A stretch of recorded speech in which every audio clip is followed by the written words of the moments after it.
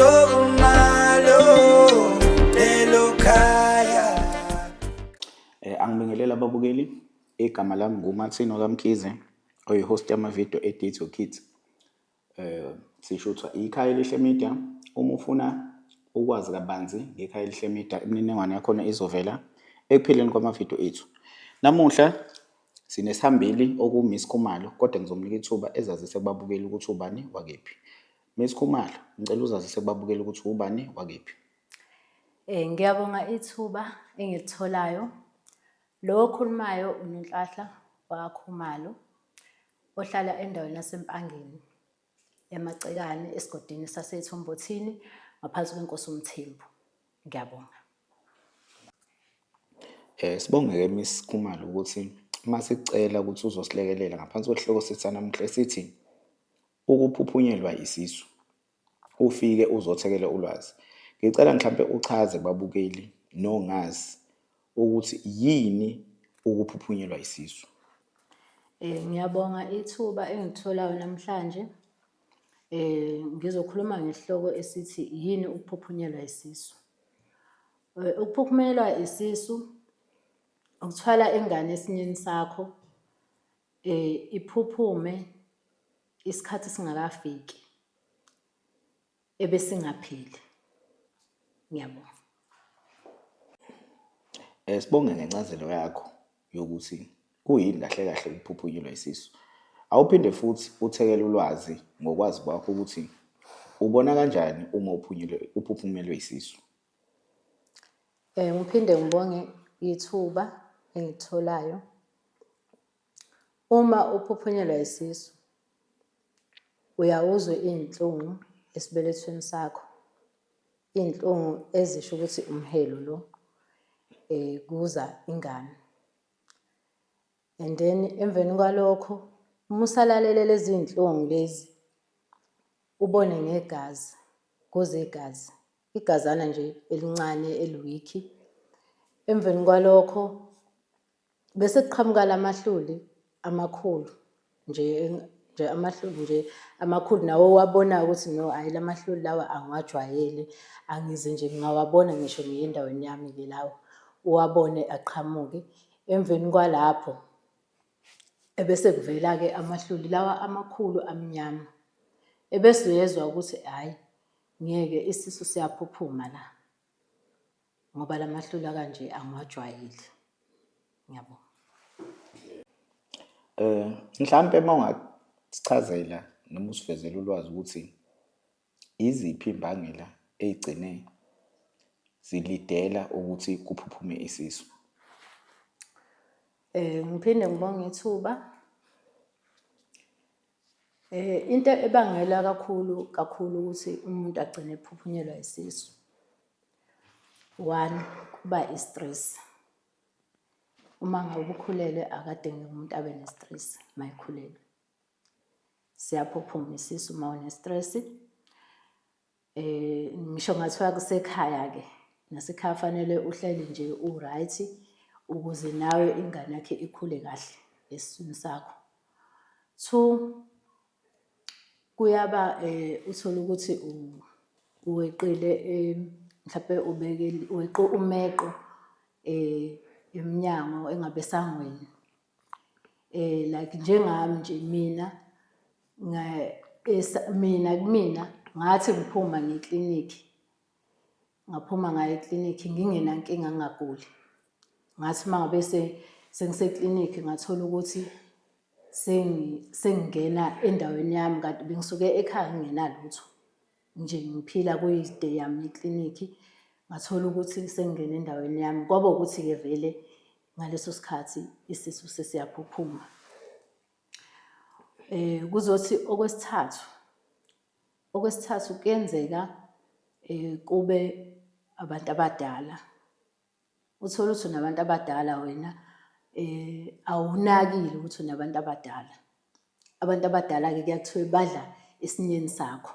Ngalesi sikhathi wena ungabanaki, bona wena uma ubamba esinyeni sakho uthi uyakhulelwa, bona badla ey'nganeni zakho esinyeni sakho. Bese kuthi unumber 4, kube uthola ukuthi isinye sakho vele asikwazi ukubamba kahle ingane. Uma ngabe wena ukhulelwa, ngaso sonke isikhathi uma ukhulelwa, isinye sakho siyachitha. Njalo wena uma ngabe ubamba ingane, isinye sakho siyayichitha ingane, kube ukuthi izingane zakho zonke ziyaphuma. Bese kuba into ekanjalo ukuphuphunyelwa isisu. Ngiyabonga.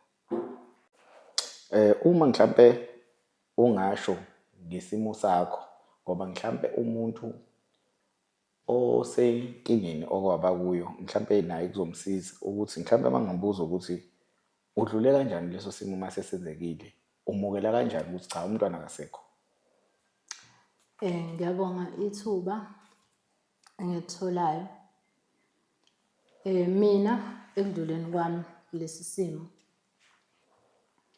ngathi mangibuya eklinikhi, ngafika ekhaya ngabikela ubaba womntwana ukuthi okay, ngihambile ngaya eklinikhi ezibekwe i-date yami ngiyokuya eklinikhi. Mangifika eklinikhi ngathola ukuthi vele ingane isiphuphumile. Ngase ngiyabuya ngaze ekhaya. Uma ngibuya ngize ekhaya, ngafike ngahlala ngacabanga ukuthi no, mhlampe okuzongisiza ukuthi ngihambe ngekhaya. And then ngase ngithatha isinqumo sokuthi ake ngiye ekhaya, then ngahamba ngaya ekhaya. Ngafika ekhaya ngakhuleka kakhulu because into engikholelwayo kuyena ukuthi umkhuleko uwona ozongisiza. Ngahlala phansi ngakhuleka ngoba ngifuna ukuzama ukuhila nje ngendlela kwakubuhlungu ngakhona enhlizweni yami.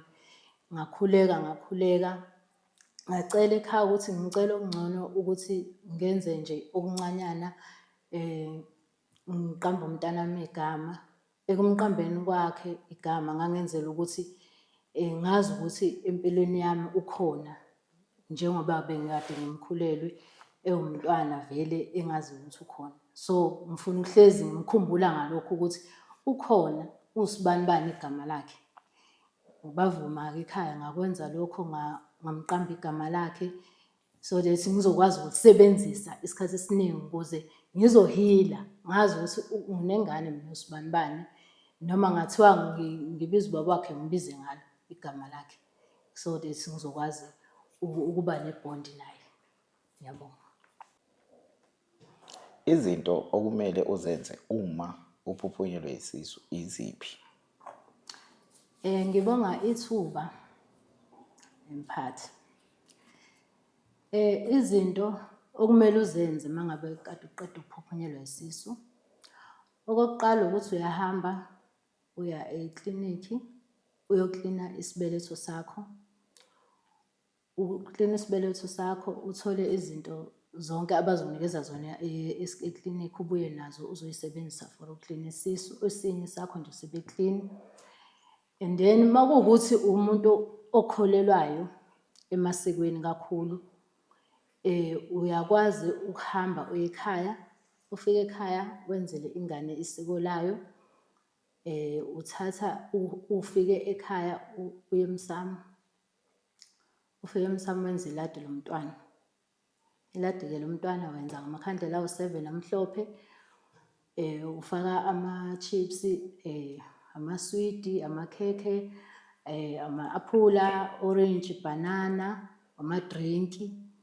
Then bese kuba nenkukhu yokwamukela umntwana edlozini elasekhaya lomama. Emveni kwalokho uthenga iy'mpahla zakhe, inabukeni, awulithengi iphampasi, uthenga inabukeni lendwangu, uthenge i-waterproof, uthenge impahla yakhe yokugqoka, irompa, amasokisi, isigqoko, ublankethi.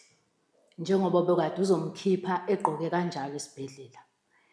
Emveni kwalokho kuthathwa lezo zinto zibekwe emsamu. Emveni kwalokho bese eyabikela umntwana ukuthi nazi izinto zakhe zokugqoka, akagqoke angahambi enqunu.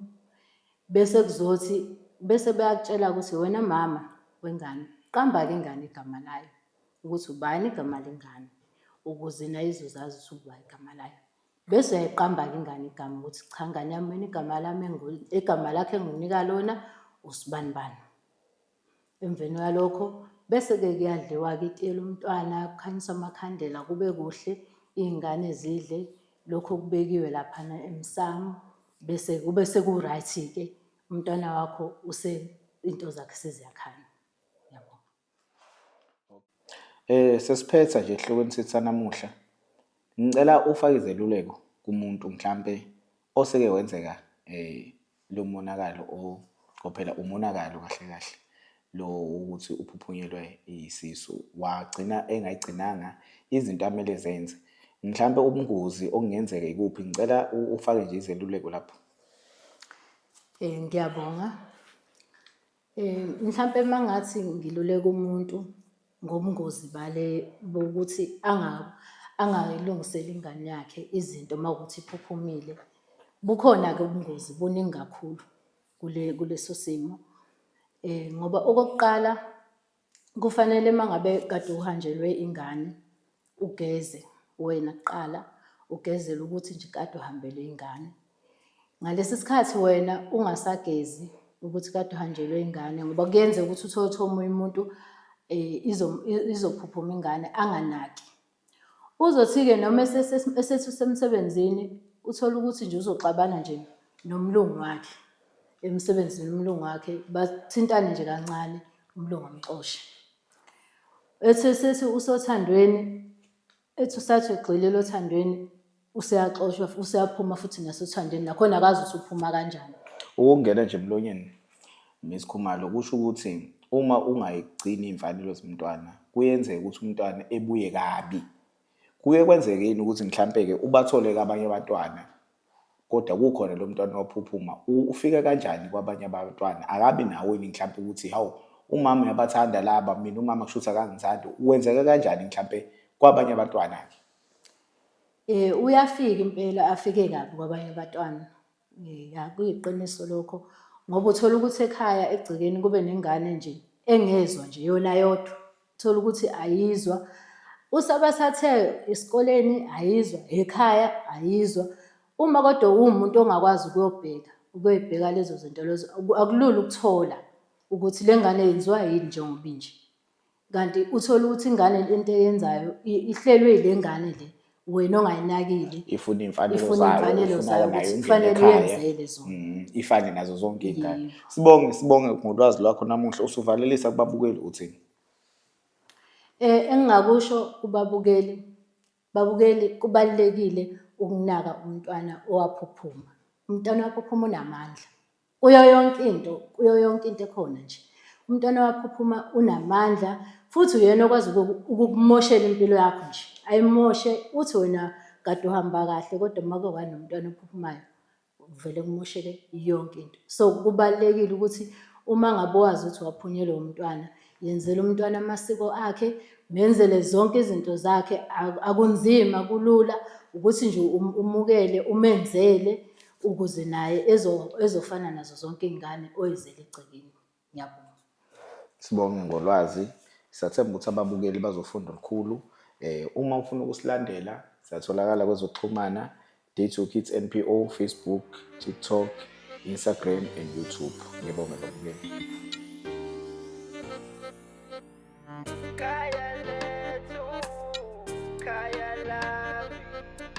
That's your kids. Food to my